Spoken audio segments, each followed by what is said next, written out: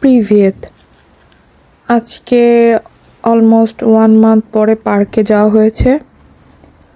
তো যাওয়ার পর বেসিক্যালি যেটা হয়েছে, অনেক পাখি উড়ে উড়ে পায়ের কাছে আসছিল। আর যখন মেইনলি ব্যাগ খুলেছি, ওরা ভাবছে ওদের জন্য খাবার নিয়ে আসা হয়েছে, কারণ যখনই যায় তখনই কিছু না কিছু নিয়ে যায়, ব্রেড, বিস্কিট।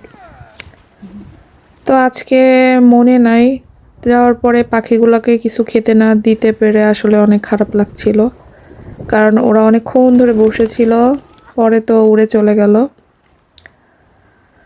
আর এই যে লেকটা একদম বরফে পরিণত হয়ে গেছে, এর উপর দিয়ে আবার সব হাঁটাহাঁটিও করছে, জিনিসটা অনেক ভয়ঙ্কর।